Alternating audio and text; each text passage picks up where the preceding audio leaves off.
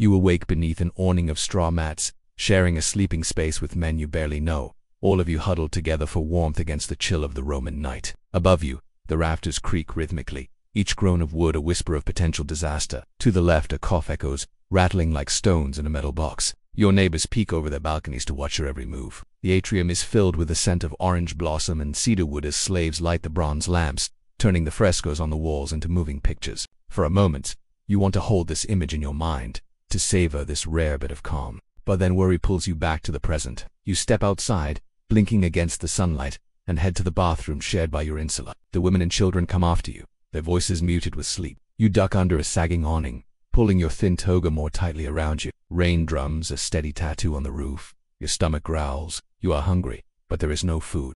In the Dumas, Cornelia lies on her cool marble bed, her sheets as fresh as the morning. The rain doesn't bother her here. She knows the fire won't reach her garden. She wonders, though, about the people living in the insula, about the beggars she sees in the streets, about the slaves working in the fields. You close your eyes, imagining yourself somewhere else, anywhere else, a place where the rain doesn't fall, where the skies are bright, and endless, where you never hear the rumble of discontent in the streets. It's just you, asleep in a world of straw and dreams.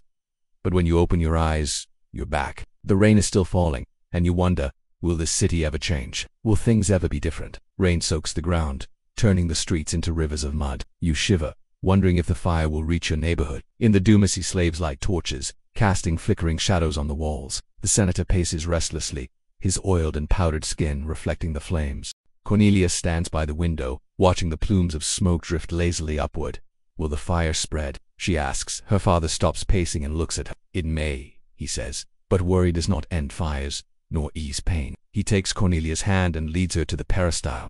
Come, he says, let us walk. They stroll among the statues of gods and heroes, their gardens and fountains silent and dark, their shadows long and distorted. Today is market day. Soon the narrow streets will be choked with people. You imagine the vendors hawking their wares, the beggars reaching out for coins, the slaves with their sad eyes. Also, be sure to leave a like and a comment. You long for the peace of your home, for the comfort of your bed, for the familiarity of your worries.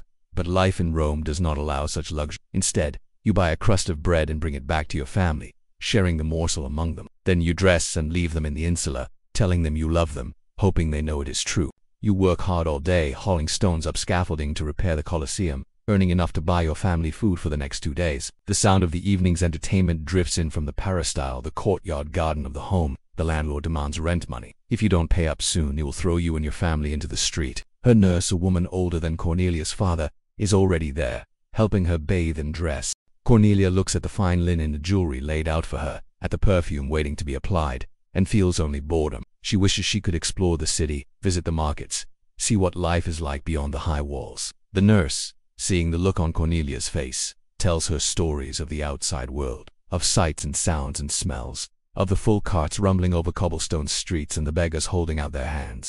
Cornelia listens, fascinated and terrified. When she is dressed, she goes to the window and looks down at the street below, imagining the chaos of life there. Far from her safe and silent world, desperation clenches at your gut. You have no one to turn to, no one to help you. You are trapped. Musicians play a cithara, its strings twanging and droning. A dancer twirls in the shadows, her arms mimicking the flight of doves. The senator's daughter, Cornelia, sits on a low marble stool watching. Her skin glows in the lamplight. After the music ends, she returns to the atrium, passing near the couch where her father sits, lost in thought. Father, she says, taking his hand, can we go to the gladiator games tomorrow? He looks down at her, then nods silently. As she runs from the room, he turns back to the philosopher. Do you believe, he asks, that stoicism can shield a man from fate? Their eyes follow you inside your stuffy room where you share a bed with your wife and children, where you eat at a table made from a salvaged piece of marble, where you keep your few possessions on shelves made of broken columns.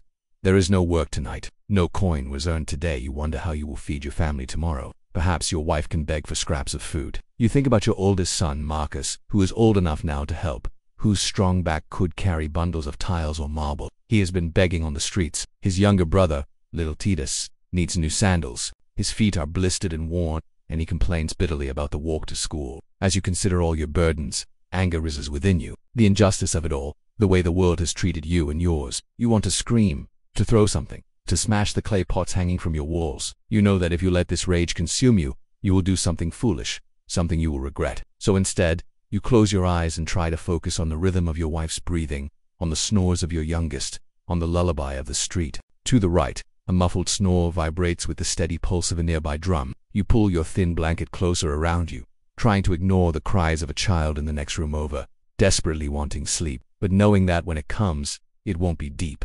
Not here, not ever. While you fall asleep on your straw mat, across the city behind towering stone walls another world stirs in quiet opulence. In the Domus, the private home of a Roman senator, the evening is not one of grain porridge and flickering oil lamps. Here the marble floors stay cool under bare feet. The walls are painted with vibrant fresco scenes of gods, heroes, and distant villas. Slaves move silently through shadowed corridors, carrying bronze trays with leftover dishes from the evening's feast. Roasted dormice seasoned with honey, stuffed figs, imported wine from the master of the house, draped in soft linen, sits on a cushioned couch in the atrium. He listens as a Greek tutor recites philosophy.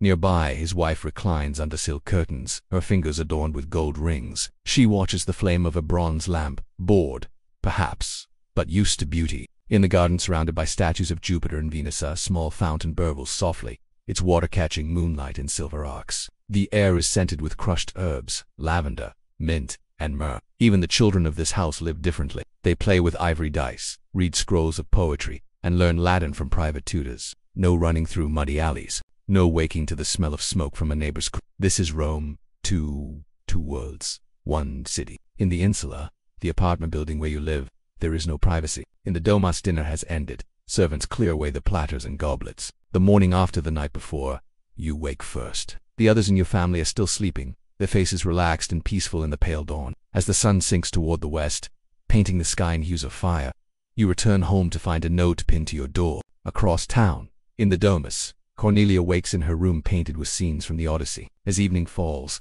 the sky blurs with smoke. In the distance, a fire rages, sending black flakes of ash fluttering down onto Rome.